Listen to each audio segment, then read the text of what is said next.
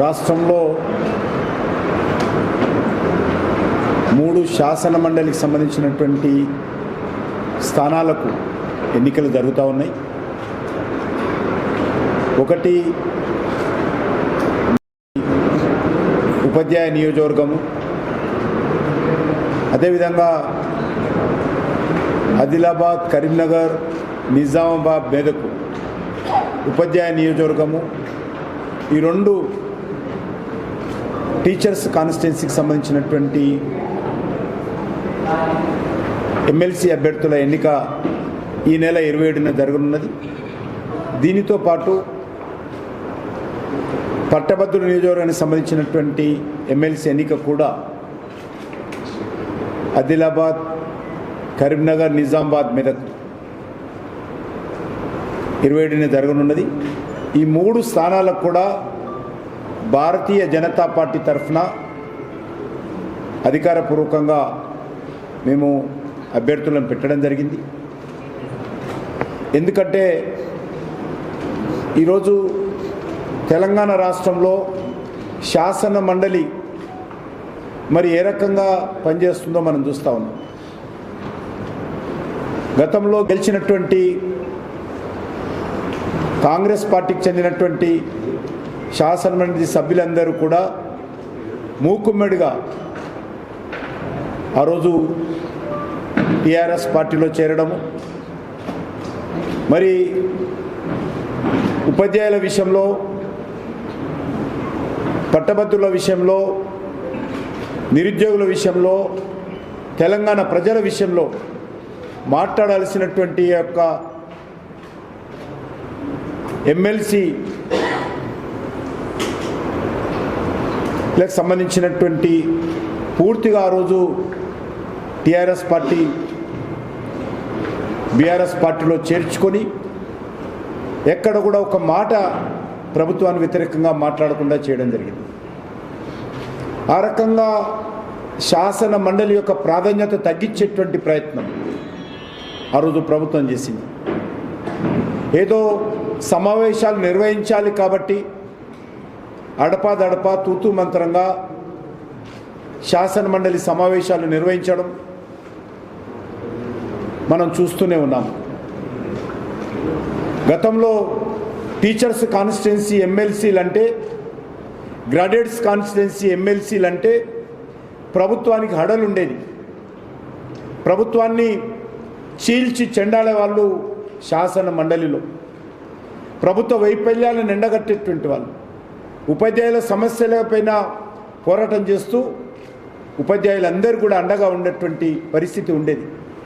దురదృష్టవశాత్తు ఇటీవల కాలంలో ఆ యొక్క శాసన మండలి ప్రాధాన్యత తగ్గింది. పాలక పార్టీలకు సలాములు కొట్టేటువంటి వాళ్ళు, పాలక పార్టీలకు అండగా ఉండేటువంటి వాళ్ళు ఈరోజు శాసన మండలికి గెలవడం కారణంగా మరి పరిస్థితి ఏర్పడింది. అందుకే భారతీయ జనతా పార్టీ ఏ పార్టీ పోటీ చేయకపోయినా కూడా ఈరోజు భారతీయ జనతా పార్టీ 3 స్థానాలలో మేము అభ్యర్థులను రంగంలోకి దింపాము. ఈరోజు అన్ని వర్గాల ప్రజలు, అది ఉపాధ్యాయులు కానీ, లేక సామాన్య ప్రజలు కానీ, రైతులు కానీ, రైతు కూలీలు కానీ, నిరుద్యోగ యువకులు కానీ, ఉద్యోగస్తులు కానీ, ఆ రకంగా యావత్ తెలంగాణ సమాజం అంతా కూడా ఈరోజు ఇప్పుడు రాష్ట్రంలో అధికారంలో ఉన్నటువంటి కాంగ్రెస్ పార్టీకి వ్యతిరేకంగా గొంతెత్తుతున్న విషయం మనం చూస్తూ ఉన్నాం. టీఆర్ఎస్ పార్టీని గద్దెదించడం కోసం 10 సంవత్సరాలు పట్టింది. ఎంతైతే 10 సంవత్సరాల్లో టీఆర్ఎస్ పార్టీ వ్యతిరేకత వచ్చిందో అంతకంటే ఎక్కువ వ్యతిరేకత ఈ యొక్క సంవత్సరంలో రాహుల్ గాంధీ నాయకత్వంలో కాంగ్రెస్ పార్టీ ఆధ్వర్యంలోని రేవంత్ రెడ్డి ప్రభుత్వం మూటగట్టుకుంది. తీవ్రమైనటువంటి వ్యతిరేకత ఈరోజు తెలంగాణ ప్రజల్లో ఉంది. అందుకే ఈరోజు శాసన మండలి ఎన్నికల్లో అన్ని వర్గాల ప్రజలు, ఉపాధ్యాయులు ఈరోజు భారతీయ జనతా పార్టీకి అండగా ముందుకు వస్తూ ఉన్నారు. అనేక ఉపాధ్యాయ సంఘాలు, అనేక ఉద్యోగస్తుల సంఘాలు, ముఖ్యంగా తెలంగాణ ఉద్యమంలో మరి పోరాటం చేసినటువంటి జేఏసీలోని అన్ని సంఘాలు కూడా మరి ముందుకొచ్చి అండగా నిలబడతా ఉన్నాయి. జేఏసీలో పనిచేసినటువంటి సంఘాలు ఈరోజు ముందుకొచ్చి అండగా నిలబడతా ఉన్నాయి. ముఖ్యంగా కాంగ్రెస్ పార్టీ ఎన్నికల ప్రచారంలో మొత్తం ఉద్యోగ ఖాళీలన్నీ భర్తీ చేస్తామని డేట్ల వారీగా, తేదీల వారీగా ఏ రోజు ఏ గ్రూపు పరీక్షలు ఉద్యోగాల కోసం ఎంట్రన్స్ పరీక్షలు నిర్వహిస్తారో వాటన్నిటి కూడా షెడ్యూల్ వారిగా జాబ్ క్యాలెండర్ అన్ని పత్రికల్లో ఫ్రంట్ పేజీలో ప్రకటించారు. 2024 డిసెంబర్ లోపల తెలంగాణ రాష్ట్రంలో 2 లక్షల ఉద్యోగాలు భర్తీ ఏ రోజులో చేయబోతున్నామో కాంగ్రెస్ పార్టీ ప్రకటించింది. మరి సంవత్సరం పూర్తయిపోయింది. 2025లో ఇంటర్ అయ్యాను. మరి ఇచ్చినటువంటి జాబ్ క్యాలెండర్ ఎక్కడ పోయిందో ఈరోజు తెలంగాణలో ఉన్నటువంటి నిరుద్యోగ యువత ప్రశ్నిస్తూ ఉంది. డిఎస్సి ఎక్కడ వేసిన అక్కడ గొంగడే ఉంది. ఉద్యోగాల భర్తీ కాంగ్రెస్ పార్టీ ప్రభుత్వం నిమ్మకు నీరెత్తినట్టు వ్యవహరిస్తూ ఉంది. అంతేకాదు వాళ్ళు ఇచ్చినటువంటి 6 గ్యారంటీలు కానీ, వాళ్ళు ప్రకటించినటువంటి 420 సబ్ గ్యారంటీస్ కానీ ఈరోజు ఏవి కూడా అమలు చేయాలనేటువంటి చిత్తశుద్ధి లేదు. అమలు చేసేటువంటి శక్తి కూడా ఈరోజు కాంగ్రెస్ పార్టీకి లేదు. కాంగ్రెస్ పార్టీ ప్రభుత్వం పూర్తిగా నిర్వీర్యమైపోయింది. ఇచ్చినటువంటి హామీలు అమలు చేయనటువంటి పరిస్థితి ఈరోజు రాష్ట్రంలో ఉంది. అంతేకాదు ప్రతి మండలంలో కూడా ఇంటర్నేషనల్ లెవెల్ స్కూల్ ఏర్పాటు చేస్తాము, 5 లక్షల రూపాయల విలువైనటువంటి విద్యా భరోసా కార్డు విద్యార్థులందరికీ ఇస్తామని చెప్పారు. అంతేకాకుండా ఎడ్యుకేషన్ సెక్టార్కు బడ్జెట్ డబల్ చేస్తామని చెప్పారు. అది ఎక్కడ కూడా దానికి సంబంధించినటువంటి హామీ అమలు కాలేదు. అంతేకాకుండా పాలమూరు, తెలంగాణ, మహాత్మా గాంధీ, శాతవాహన యూనివర్సిటీలను అప్గ్రేడ్ చేస్తాము. దాంతోపాటు ఆదిలాబాదు, ఖమ్మం, మెదక్లో నూతన విశ్వవిద్యాలయం ఏర్పాటు చేస్తామని చెప్పి ఎలక్షన్ ప్రణాళికలో హామీ ఇచ్చారు. అంతేకాకుండా నిరుద్యోగులందరికీ కూడా 4,000 రూపాయల అన్ఎంప్లాయ్మెంట్ అలవెన్స్, నిరుద్యోగ భృతి ఇస్తామని చెప్పి హామీ ఇచ్చింది. మరి అది ఏది కూడా ఈరోజు ఇచ్చేటువంటి పరిస్థితి లేదు. ప్రభుత్వ ఉద్యోగస్తులకు, టీచర్లకు మరి పిఆర్సీ ఏర్పాటు చేయాల్సిన అవసరం ఉంది. కేంద్ర ప్రభుత్వము ఒక్కరోజు కూడా ఆలస్యం చేయకుండా షెడ్యూల్ ప్రకారము పిఆర్సీ కాన్స్టిట్యూట్ చేయడం జరిగింది. కేంద్ర ప్రభుత్వము ఇస్తున్నటువంటి అన్ని రకాల డిఏలు షెడ్యూల్ ప్రకారము కేంద్ర ప్రభుత్వ ఉద్యోగస్తులకు ఒకరోజు ముందే వస్తున్నాయి తప్ప ఆలస్యంగా రావడం లేదు. కానీ రాష్ట్రంలో ఈరోజు డిఏలు 6 డిఏలు ఉంటే ఏది కూడా ఇచ్చేటువంటి పరిస్థితుల్లో ఈరోజు ఈ ప్రభుత్వం లేదు. ఉద్యోగస్తులు రిటైర్మెంట్ అయితే రిటైర్మెంట్ బెనిఫిట్స్ కూడా సకాలంలో ఇవ్వలేనటువంటి పరిస్థితుల్లో ఈ ప్రభుత్వం ఉంది. అంతేకాకుండా ఈరోజు ఫీజు రియంబర్స్మెంట్, అనేక ఇంజనీరింగ్ కాలేజీలు, అనేక టెక్నికల్ ఇన్స్టిట్యూషన్స్, డిగ్రీ కాలేజీలు ఫీజు రియంబర్స్మెంట్ రాని కారణంగా విద్యార్థుల భవిష్యత్తు అయోమయంలో పడింది. చాలామంది మేనేజ్మెంట్స్ ఫీజు రియంబర్స్మెంట్ రాలేదు కాబట్టి మీరే ఇవ్వండి అని పేరెంట్స్ మీద ఒత్తిడి తీసుకొస్తున్నటువంటి పరిస్థితి, సర్టిఫికెట్స్ ఇవ్వలేనటువంటి పరిస్థితి, అనేక రకాల వేధింపులకు గురవుతున్నటువంటి పరిస్థితి మనం చూస్తున్నాం. సుమారు 8,000 కోట్ల రూపాయలు విద్యా సంస్థలకు ఫీజు రియంబర్స్మెంట్ ఇవ్వాల్సిన అవసరం ఉంది. ఇంక ఈ సంవత్సరం లెక్క పెట్టాలి. అంతేకాకుండా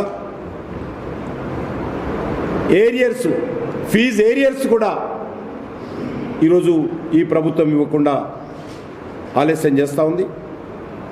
విచిత్రం ఏంటంటే ఎస్సీ, ఎస్టీ, బీసీ విద్యార్థుల స్కాలర్షిప్స్ కూడా మరి ఈరోజు రీఎంబర్స్ చేయలేనటువంటి పరిస్థితుల్లో ఈ ప్రభుత్వం ఉంది.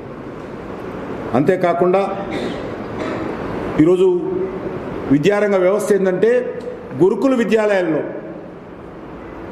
విద్యార్థులు ఆత్మహత్యలు పెరిగిపోతూ ఉన్నాయి. వాళ్ళు తినేటువంటి ఆహారము పాయిజన్ అవుతూ ఉంది.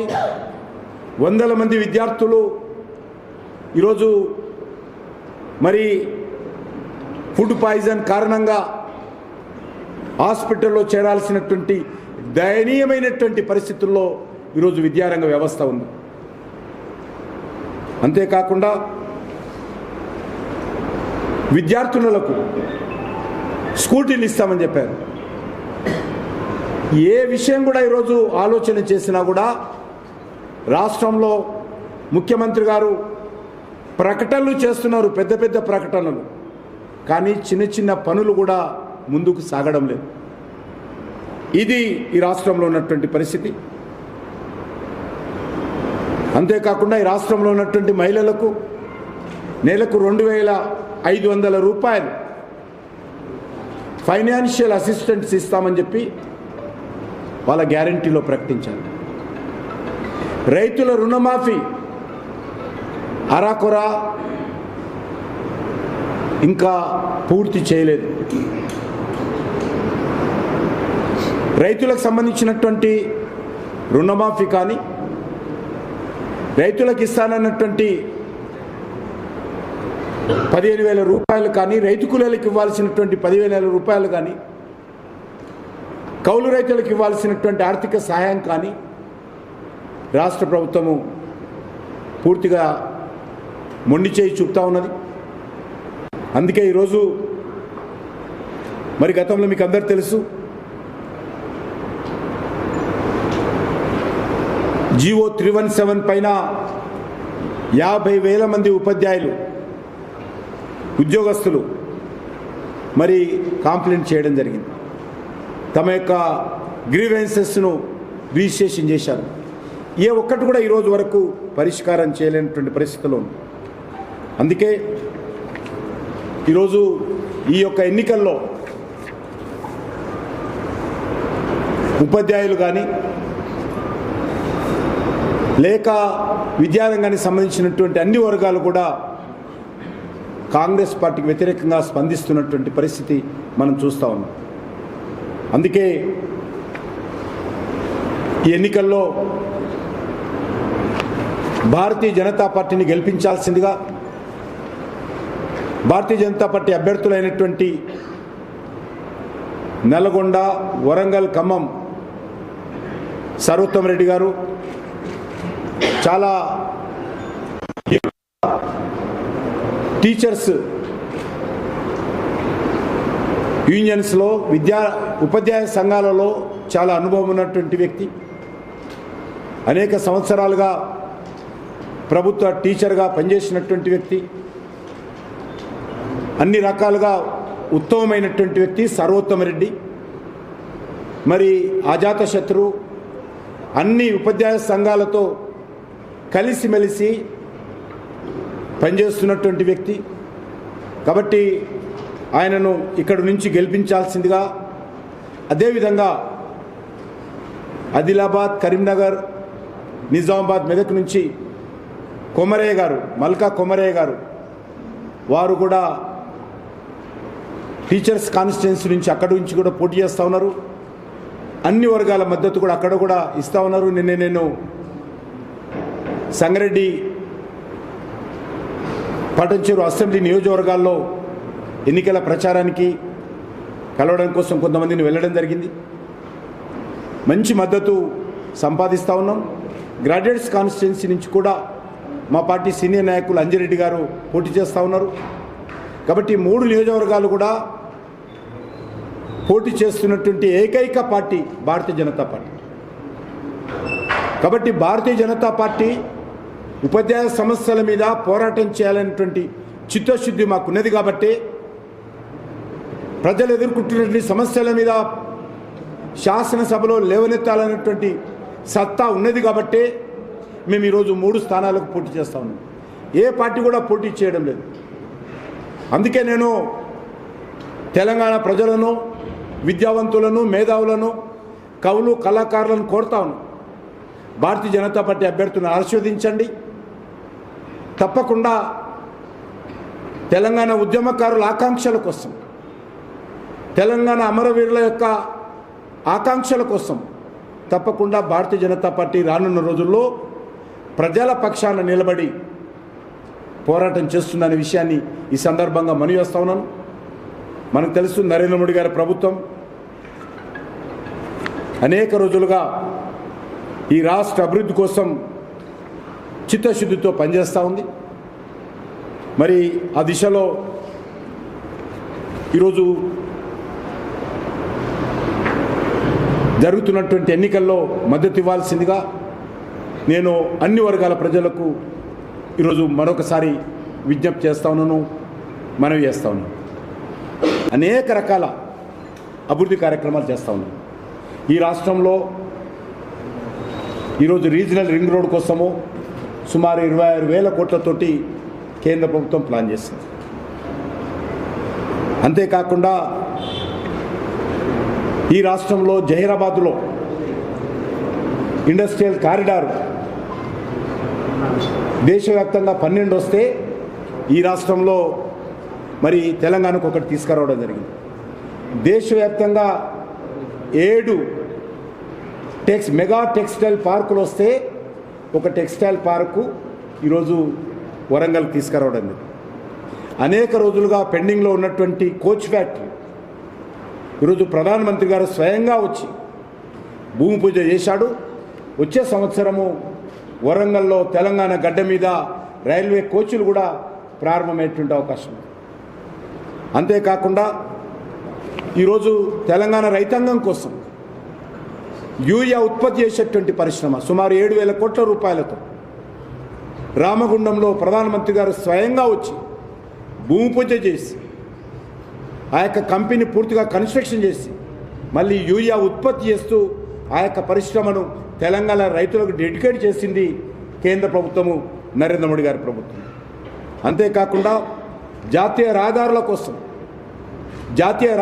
కోసము ఈరోజు 1,000 కోట్ల రూపాయలు, 1,20,000 కోట్ల రూపాయలు ఇప్పటికే ఖర్చు పెట్టాం. మరొక 80,000 కోట్ల రూపాయల పనులు ఈరోజు నిర్మాణంలో ఉన్నాయి. జాతీయ రహదారులు తెలంగాణలో 33 జిల్లాలు ఉంటే 32 జిల్లాలతోటి నేషనల్ హైవేస్తో అనుసంధానం చేయడం జరిగింది. కొత్తగా ఏర్పడినటువంటి జిల్లాలు అయినప్పటికీ కూడా నేషనల్ హైవేస్తో కేంద్ర ప్రభుత్వము జాతీయ రహదారుల అనుసంధానం తెలంగాణలో చేయడం జరిగింది. అంతేకాకుండా రైల్వేల అభివృద్ధి కోసం సుమారు 84,492 కోట్లతోటి నూతన ప్రాజెక్టులు తీసుకున్నాం. 100% రైల్వేలు ఎలక్ట్రిఫికేషన్ చేస్తూ ఉన్నాం. సుమారు 40 రైల్వే స్టేషన్లో ఆధునీకరిస్తున్నాం. సికింద్రాబాద్ రైల్వే స్టేషన్ 720 కోట్లు. మీరు వచ్చే జనవరిలో సికింద్రాబాద్ రైల్వే స్టేషన్కి వస్తే శంషాబాద్ ఎయిర్పోర్ట్ ఏ రకంగా ఉందో సికింద్రాబాద్ రైల్వే స్టేషన్ ఆ రకంగా ఉంటుంది. మనకు దగ్గర ఉన్నటువంటి చర్లపల్లి కొత్త రైల్వే స్టేషన్ మోడీ గారే భూమి పూజ చేశారు. ఈరోజు ఆ యొక్క చర్లపల్లి రైల్వే స్టేషన్ కూడా డెడికేట్ చేయడం అనే విషయాన్ని మనం చేస్తాం, పూర్తి చేశాం. అదేవిధంగా ఈరోజు మనం చూస్తూ ఉన్నాం 5 వందే భారత్ ట్రైన్లు తెలంగాణ నుంచి ప్రారంభమైనాయి.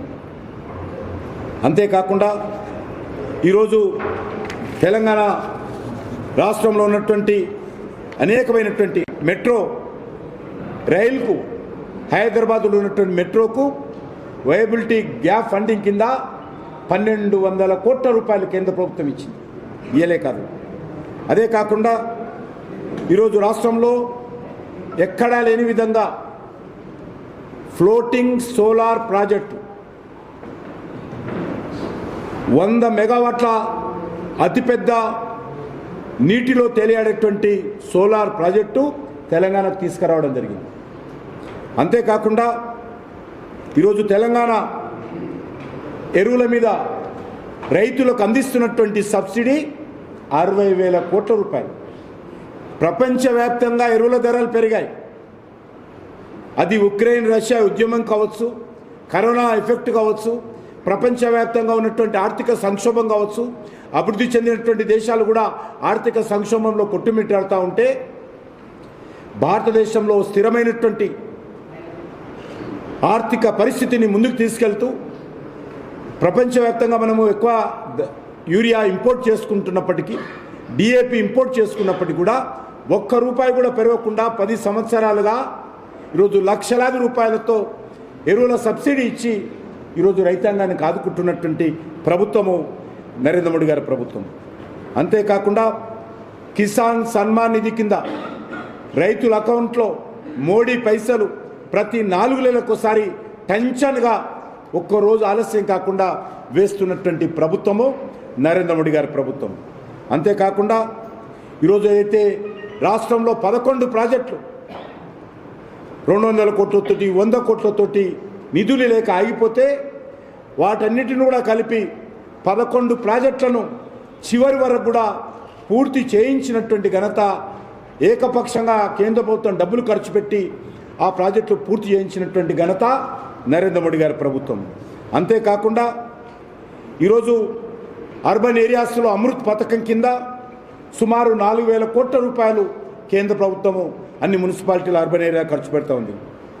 గ్రామ పంచాయతీలకు గత 10 సంవత్సరాలుగా రాష్ట్ర ప్రభుత్వాలు ఒక్క నయా పైసా ఇవ్వకపోయినప్పటికీ, రాష్ట్ర ప్రభుత్వం గ్రామ పంచాయతీలో ₹1 ఇవ్వకపోయినప్పటికీ కూడా గ్రామ పంచాయతీలో ఇంటర్నల్ రోడ్స్ కోసం కానీ, గ్రామ పంచాయతీల శానిటేషన్ కోసం కానీ, గ్రామ పంచాయతీల వీధి లైట్ల కోసం కానీ, గ్రామ పంచాయతీల యొక్క గ్రామ పంచాయతీ ఆఫీస్ నిర్వహణ కోసం కానీ, గ్రామ పంచాయతీలో ఉన్నటువంటి శానిటేషన్ వర్కర్స్ సంబంధించినటువంటి జీతాల కోసం కానీ ఈరోజు కేంద్ర ప్రభుత్వము మరి 14-15వ ఫైనాన్షియల్ కమిషన్ ఆధారంగా నిధులు జనాభా ప్రాతిపదికన గ్రామాలకు ఇచ్చినటువంటి ఏకైక ప్రభుత్వము నరేంద్ర మోడీ గారి ప్రభుత్వం. మనరేగా నిధుల కారణంగా ఎక్కడ కూడా కొరత లేకుండా అందరికీ పని కల్పిస్తున్నటువంటి ప్రభుత్వము నరేంద్ర మోడీ గారి ప్రభుత్వం. గ్రామ పంచాయతీలో శ్మశాన వాటికలు కానీ, రైతు వేదికలు కానీ కేంద్ర ప్రభుత్వం ఖర్చు పెడుతున్నటువంటి ప్రభుత్వము గ్రామ పంచాయతీ ప్రభుత్వం. అంతేందుకు మన యొక్క పక్కనే ఉన్నటువంటి ఎయిమ్స్ హాస్పిటల్ సుమారు 1,366 కోట్లతో 1,366 కోట్లతో అత్యంత ఆధునికమైనటువంటి పద్ధతిలో తెలంగాణలో ప్రైవేట్లో కానీ ఎక్కడ లేకుండా అద్భుతమైనటువంటి భవనాలు ఈరోజు బీబీ నగర్లో నిర్మాణం జరుగుతూ ఉంది. 13,666 కోట్లతో 4 సంవత్సరాలుగా ఎయిమ్స్ మెడికల్ కాలేజ్ ప్రారంభమైంది. ఈరోజు 4th ఇయర్ నడుస్తూ ఉంది. అదేవిధంగా ఏఎస్ఐ మెడికల్ కాలేజ్ అద్భుతంగా నిర్మాణం జరుగుతుంది. ఏఎస్ఐ సూపర్ స్పెషాలిటీ హాస్పిటల్ అద్భుతంగా ఈరోజు పేదలకు సేవలు అందిస్తూ ఉన్నది. ఈ రకంగా ఉపాధి హామీ పథకం కింద ఇంతకుముందు చెప్పినట్టు మనరేగా కింద తెలంగాణలో 30,000 కోట్ల రూపాయలు కేంద్ర ప్రభుత్వం ఖర్చు పెడతా ఉంది. ఐఐటి సుమారు 2,500 కోట్లతోటి మరి ఈరోజు ఐఐటి అద్భుతంగా జరుగుతున్న విషయాన్ని కూడా మనం చేస్తున్నాం. అంతేకాకుండా సమ్మక్క సారక్క ట్రైబల్ విశ్వవిద్యాలయం ఏర్పాటు చేయడం జరిగింది. దానికి ఈరోజు 900 కోట్ల రూపాయలు కేటాయించాము. త్వరలోనే ప్రధానమంత్రి గారు ఇంకా కొంత ల్యాండ్ రాష్ట్ర ప్రభుత్వం ఇవ్వాల్సి ఉంది. ల్యాండ్ ఇవ్వగానే ప్రధానమంత్రి గారు స్వయంగా సమ్మక్క సారక్క ట్రైబల్ గిరిజన విశ్వవిద్యాలయానికి భూమి పూజ చేస్తారు. ఇప్పటికే టెంపరరీ క్యాంపస్లో ఆ యొక్క యూనివర్సిటీ యొక్క తరగతులు కూడా ప్రారంభమైనాయి ఫార్మాలిటీగా. అంతేకాకుండా ఈరోజు అన్ని రకాలుగా ఎస్సీల సాధికారత కోసం కానీ, లేక టూరిజం విషయంలో కానీ అన్ని రకాలుగా కేంద్ర ప్రభుత్వం సిద్ధంగా ఉంది. వరంగల్లో ఎయిర్పోర్ట్ నిర్మాణం కోసం సిద్ధంగా ఉన్నాం, ల్యాండ్ ఇవ్వడం లేదు. కాబట్టి అందరికీ ఫ్యాషన్ అయిపోయింది కాంగ్రెస్ పార్టీ టీఆర్ఎస్ పార్టీ నాయకులు. నరేంద్ర మోడీ గారిని తెలంగాణకి ఏమిచ్చారు? మీ ఇల్లు ఏ రకంగా కట్టుకుంటావో మీరు నిర్మాణం చేసుకొని ప్లాన్ చేసుకొని కట్టుకోవాలి. కేంద్ర ప్రభుత్వము ఇస్తున్నటువంటి పథకాలకు ఏదైనా లోపం జరిగితే, ఏదైనా నిధుల కొరత జరిగితే అది మా బాధ్యత. కాబట్టి మీరు ప్లాన్ చేసినటువంటి ప్రాజెక్టులు, మీరు ప్రజలకు ఇచ్చినటువంటి హామీలు, ప్రజలకు ఇచ్చినటువంటి హామీలు మీరు ఆ రోజు రాయలేదు కదా. ఈ ప్రాజెక్టు మేము కేంద్ర ప్రభుత్వ సహకారంతో చేయబోతామని ప్రజలకైనా హామీ ఇచ్చిందా కాంగ్రెస్ పార్టీ, టీఆర్ఎస్ పార్టీ? మేం చేస్తామని చెప్పి ప్రజలకు హామీ ఇచ్చి Rahul Gandhi photo, Sonia Gandhi photo, Revanth Reddy photo పెట్టుకొని చేయి గుర్తుకు ఓటేయించుకొని ఈరోజు నరేంద్ర మోడీ గారు డబ్బులు ఇవ్వలేడని చెప్పడం వెళ్తున్నదో పూర్తిగా ఇర్రెస్పాన్సిబుల్. ఇది దివాలా కోరుతనానికి అద్దం పడతా ఉంది. ఈ రాష్ట్రము మీకు అందరూ తెలుసు, 2014లో ఏర్పడినప్పుడు మిగులు బడ్జెట్తో ఉండేది. వస్తున్నటువంటి రెవెన్యూ ఎంత, ఖర్చు ఎంత రెండు చూసిన తర్వాత మిగులు బడ్జెట్ ఉండేది. కానీ ఈరోజు ఈ యొక్క 11 సంవత్సరాలలో ఈ తెలంగాణ రాష్ట్రాన్ని పూర్తిగా దివాలా తీయించినటువంటి పరిస్థితి టీఆర్ఎస్ పార్టీ, కాంగ్రెస్ పార్టీ. ఈ రెండు పార్టీలు కూడా తెలంగాణ రాష్ట్రం ఈరోజు ఆర్థిక సంక్షోభంలో నెట్టేస్తా ఉంది. సుమారు 10 లక్షల కోట్ల రూపాయలు అప్పులు చేశారు ఇద్దరు కలిసి. 10 లక్షల కోట్ల రూపాయలు అద్భుతమైనటువంటి రాష్ట్రాన్ని అధోగతి పాలు చేసినటువంటి పరిస్థితి ఈ రాష్ట్రంలో ఉంది. కాబట్టి వీరేదో వాళ్ళు అడుగుతున్నారు కాబట్టి మనం జవాబు చెప్పాల్సిన అవసరం లేదు. నరేంద్ర మోడీ గారి ప్రభుత్వము చిత్తశుద్ధితో ఉంది. ఈ రాష్ట్రానికి ఇప్పటి వరకు 10 లక్షల కోట్ల రూపాయలు ఈ రాష్ట్రానికి కేంద్ర ప్రభుత్వంలో ఉన్నటువంటి ఆర్థిక సంస్థలు, అది బ్యాంకులు కావచ్చు, పవర్ ఫైనాన్స్ కార్పొరేషన్ కావచ్చు, రూరల్ ఎలక్ట్రిఫికేషన్ కార్పొరేషన్ కావచ్చు, నాబార్డు కావచ్చు, ఇవన్నీ కూడా ఈరోజు రుణాలు ఇవ్వడం జరిగింది. మాకు తెలంగాణ మీద, అభివృద్ధి మీద ఇంట్రెస్ట్ లేకపోతే ఏ రాష్ట్రానికి ఇయ్యలే, దేశంలో పెద్ద పెద్ద రాష్ట్రాల గుడి ఇయ్యలే ఇంత రుణము తెలంగాణ రాష్ట్రానికి ఇవ్వడం జరిగింది. కాబట్టి మాటలు ఇష్టారాజ్యంగా మాట్లాడుకోవచ్చు, కానీ అడిగేవాడికి చెప్పేవాడి లోకోటం.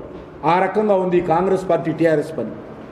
కాబట్టి ఈ రాష్ట్రంలో కేంద్ర ప్రభుత్వము ఏ రకంగా మేము ఈ రాష్ట్ర ప్రజల సంక్షేమం కోసం కానీ, ఈ రాష్ట్ర అభివృద్ధి కోసం కానీ కేంద్ర ప్రభుత్వము మరి నిధులు ఖర్చు పెడుతుందో చర్చకు మేము సిద్ధంగా ఉన్నాం. కానీ మరి మీరు ఇచ్చినటువంటి హామీలు ఏ రకంగా అమలు చేస్తున్నారో అధికారంలోకి వచ్చిన తర్వాత దాని మీద కూడా చర్చకు సిద్ధంగా రావాలని నేను ముఖ్యమంత్రి రేవంత్ రెడ్డి సవాల్ చేస్తాను. మీరు 6 గ్యారంటీల పేరుతో 100 రోజులు అమలు చేస్తా ఉన్నటువంటి పథకాలు ఎక్కడ పోయినాయో చెప్పాల్సిన అవసరం ఉంది. మీరు సంవత్సరం లోపల అమలు చేస్తున్నటువంటి అనేక ప్రాజెక్టులు, ఉద్యోగాల భర్తీతో సహా ఏది కూడా ఈ రాష్ట్రంలో అమలు చేయకుండా ఈరోజు భారతీయ జనతా పార్టీని, కేంద్ర ప్రభుత్వాన్ని విమర్శించే నైతిక హక్కు ఈరోజు రేవంత్ రెడ్డి కానీ, కాంగ్రెస్ పార్టీ కానీ, టీఆర్ఎస్ పార్టీ కానీ లేదనే విషయాన్ని ఈ సందర్భంగా మనం చేస్తాం.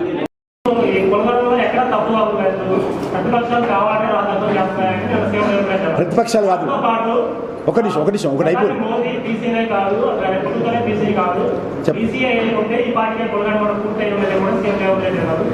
వీళ్ళు ఎన్ని సంవత్సరాల అధికారంలో ఉన్నారు? కాంగ్రెస్ పార్టీ 60 సంవత్సరాలు. అప్పుడు ఏం చేశారు? వాళ్ళు అప్పుడు ఎందుకు చేయలేరు అడుగుతా ఉన్నాం. ఈరోజు నరేంద్ర మోడీ గారు డిమాండ్ చేస్తున్నారు కదా, ఒక బీసీ ప్రధానమంత్రి ఉన్నప్పుడు డిమాండ్ చేస్తున్నారు.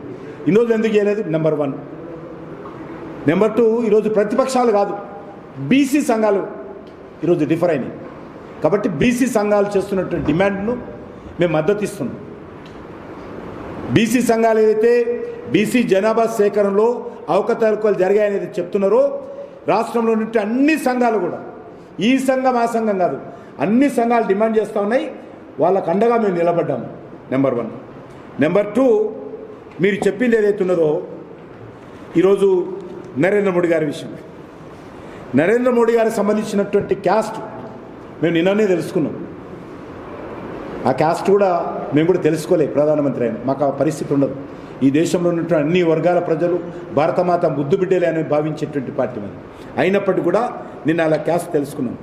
వాళ్ళ క్యాస్టు 1994 25 జూలై గుజరాత్ గవర్నమెంటు బీసీలుగా చేర్చడం జరిగింది. అప్పుడు ఎవరు ముఖ్యమంత్రి?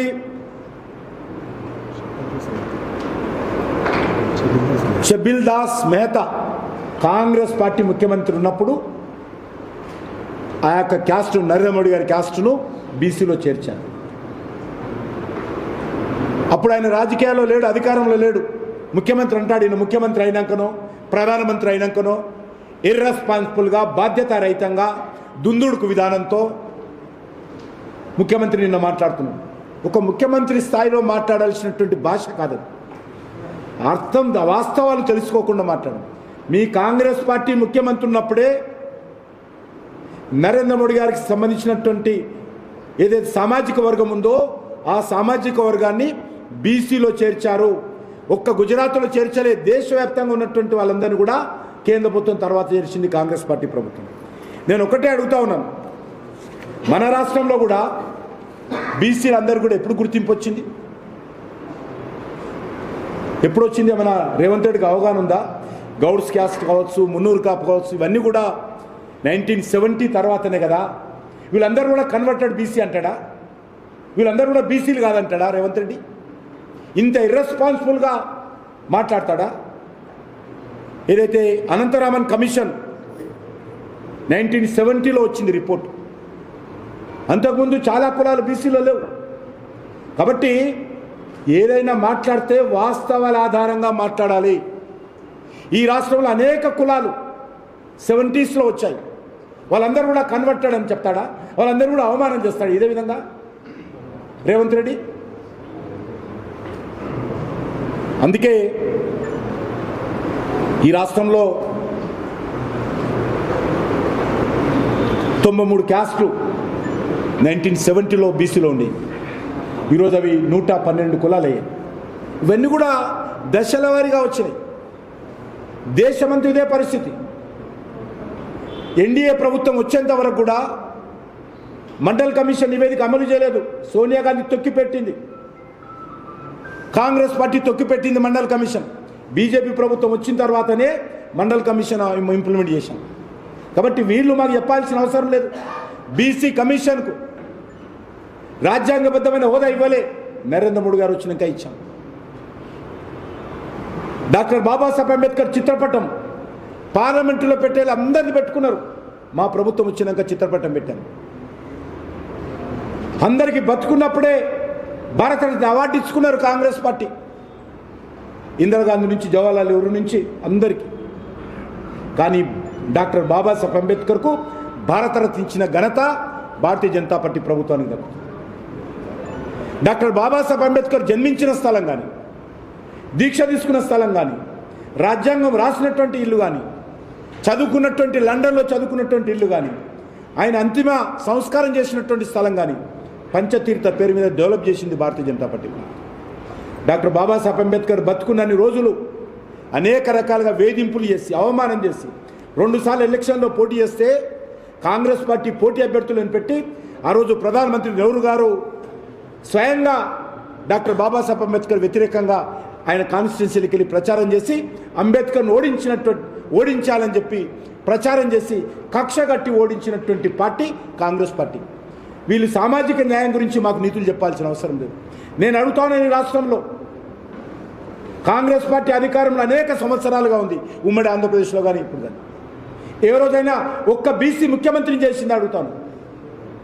మేము మొన్న ప్రకటించాం, గత ఎన్నికల్లో బీసీ ముఖ్యమంత్రి చేస్తాం ప్రకటించాం. ఒక్కరోజైనా వీళ్ళు బీసీ ముఖ్యమంత్రిని చేశారా? ఆ రోజు వాళ్ళకి తిరుగులేదు, మొత్తం కాంగ్రెస్ పార్టీ ఉండేది యునానిమస్. వీళ్ళు నీతులు మాకు చెప్తున్నారు బీసీల గురించి.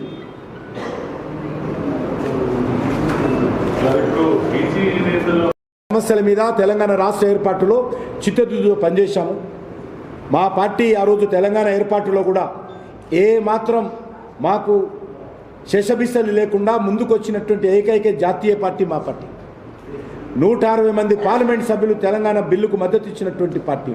తెలంగాణ నుంచి ఒక్క ఎంపీ లేకున్న ఆ రోజు దేశమంతా గెలిచినటువంటి పార్టీ మరి. తెలంగాణ పోరుయాత్ర చేసి ఢిల్లీలో అనేక రకాలుగా కేసులు పెట్టుకొని పోరాటం చేసినటువంటి పార్టీ భారతీయ జనతా పార్టీ. కాబట్టి తెలంగాణ అభివృద్ధి కావాలని కోరుకుంటున్నాము, బీసీలకు సామాజిక న్యాయం జరగాలని కోరుకుంటున్నాము. ఇది వెబ్సైట్ కాదు, లేకపోతే దానికి సంబంధించినటువంటి విషయం కాదు.